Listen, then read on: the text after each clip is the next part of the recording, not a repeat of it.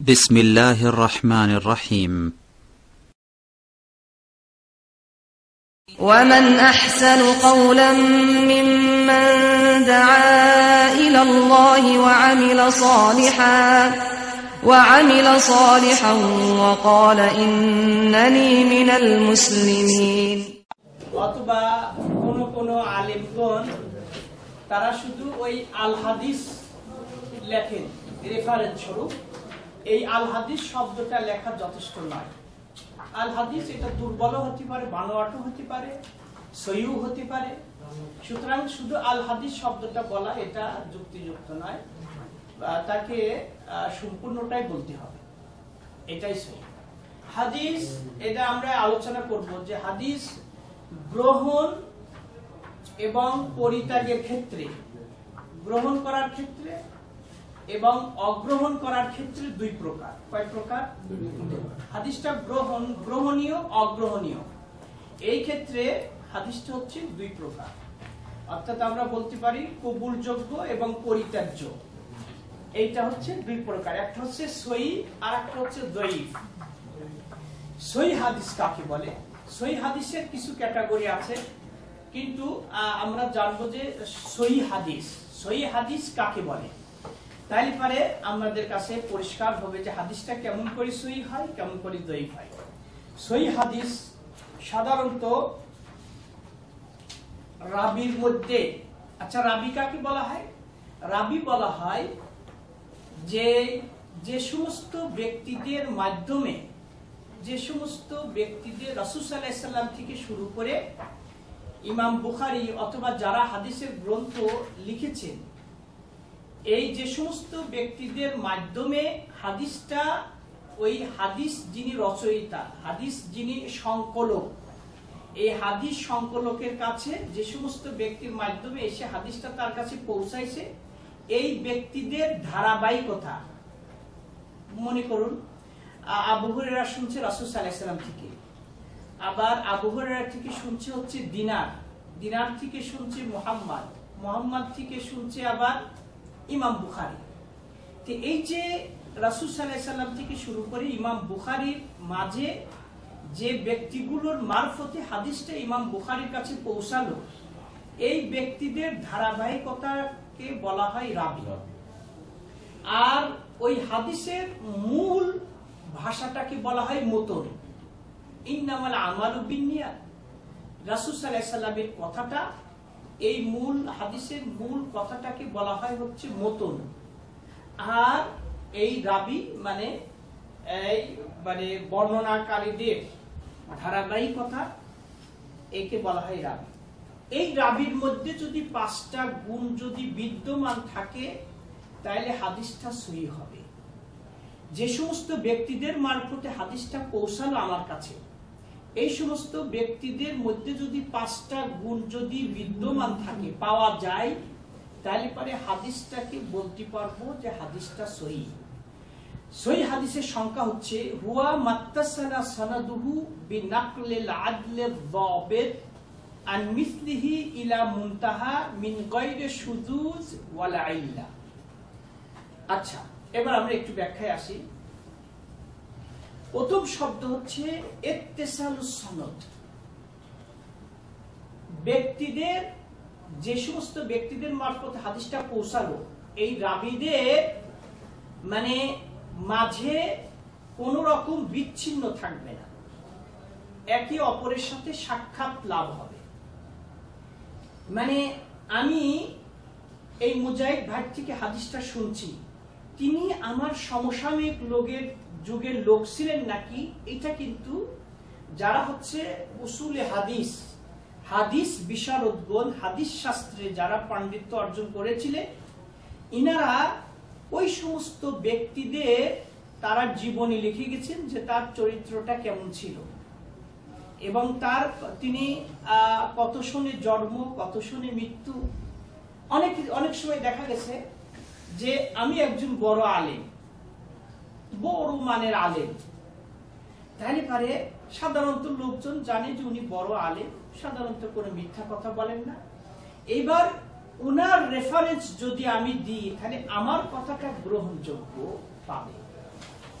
অথচ আপনি বললেন যে আমি শেখ বুরহানের থেকে কথাটা শুনছি, আপনার সাথে আমার সাক্ষাৎই হয়নি, আপনার সাথে আমার দেখাই হয়নি, অথবা আপনার জন্ম হচ্ছে আমার মৃত্যুর অনেক পরে, তাইলে এটা বিচ্ছিন্ন।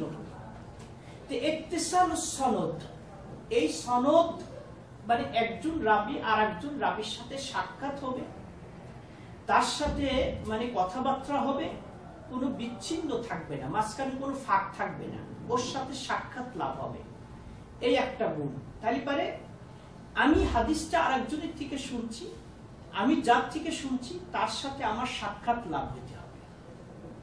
এক।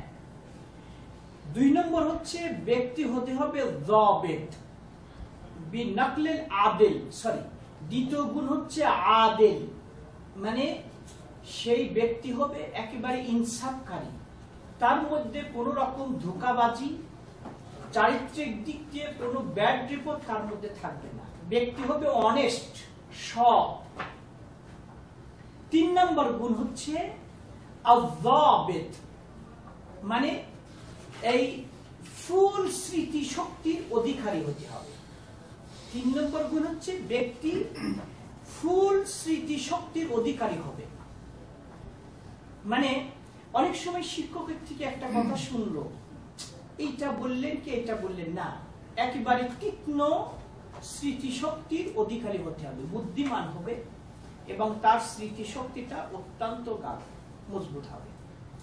4 নম্বর গুণ হচ্ছে যে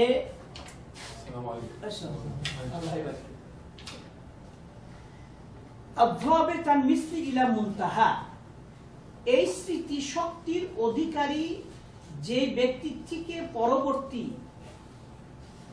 লোকদের মারফতে হাদিসটা আসবে, মোট কথা ওই হাদিসের মধ্যে যত রাবী, যত ব্যক্তির মাধ্যমে হাদিসটা পৌঁছাবে, প্রত্যেক ব্যক্তির মধ্যে এই গুণগুলো থাকতে হবে, শুধু একজনের মধ্যে থাকলে হবে না, প্রত্যেকের মধ্যে একেবারে ফার্স্ট থেকে শুরু করে লাস্ট পর্যন্ত, অর্থাৎ আবু হুরায়রা থেকে শুরু করে বুখারী পর্যন্ত এই 4-5 জন যে ব্যক্তি আছে, 4-5 জন ব্যক্তির স্মৃতি শক্তি গাঢ় হতে হবে।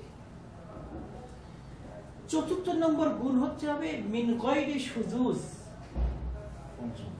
পঞ্চম, প্রথমত হচ্ছে হবে একে অপরের সাথে সাক্ষাৎ লাভ হতে হবে, দ্বিতীয়ত হইতে হবে মানে ব্যক্তি অনেস্ট হবে, তৃতীয়ত ব্যক্তি হচ্ছে স্মৃতি শক্তির অধিকারী হবে, এবং স্মৃতি শক্তির অধিকারী মানে রাবীর প্রথম থেকে শুরু করে শেষ পর্যন্ত প্রত্যেকেই এই স্মৃতি শক্তির অধিকারী হবে।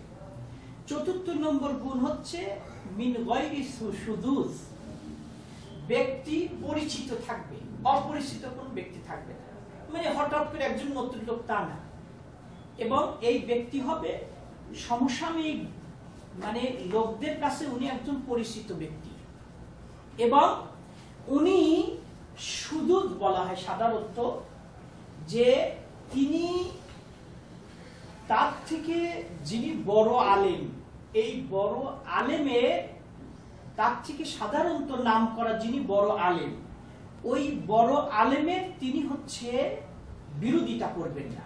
বিরোধিতা করার অর্থ হচ্ছে এটাই যে বড় আলেম সকলের কাছে উনি গ্রহণযোগ্য একজন বড় আলেম, এই উনার একই বিষয় হাদিস, একই বিষয়ের হাদিসে উনি হচ্ছে ওর বিপরীত কোনো হাদিস নিয়ে আসবেন না, বর্ণনা করবেন না, এটা বলা হয় শায। শায বলা হয় যে মানে যারা হচ্ছে নির্ভরযোগ্য রাবী, এই নির্ভরযোগ্য রাবীদের বিরোধিতায় কোনো হাদিস তিনি বর্ণনা করবেন না, নির্ভরযোগ্য রাবীদের বিরোধিতায় কোনো হাদিস বর্ণনা করবেন না, ওই রাবীর এইগুলো গুণ থাকতে হবে। এই 4 নম্বর যে তিনি হচ্ছে নির্ভরযোগ্য রাবীর বিরোধিতায়, মানে তাদের বিরোধিতায় কোনো হাদিস বর্ণনা করবেন না। এখানে আরেকটা শব্দ আমরা ব্র্যাকেটে লিখতে পারি যে ওই একই বিষয়, শুধু শায বলা হয় যে নির্ভরযোগ্য মানে সেকা যে রাবীগুলো, নির্ভরযোগ্য রাবীদের বিপরীতে কোনো হাদিস বর্ণনা করবেন না, একই বিষয় নির্ভরযোগ্য রাবীদের বিপরীতে একই বিষয়ে কোনো হাদিস বর্ণনা করবেন না। আর ৫ নম্বর হচ্ছে যে দোষ ত্রুটি থেকে, মানে এক কথায় বলতে পারি যে মানে দোষ ত্রুটি থেকে তিনি মুক্ত থাকবেন। দোষ ত্রুটি মানে চারিত্রিক যে খারাপ রিপোর্ট আছে ব্যক্তি, এই রিপোর্ট থেকে তিনি সম্পূর্ণরূপে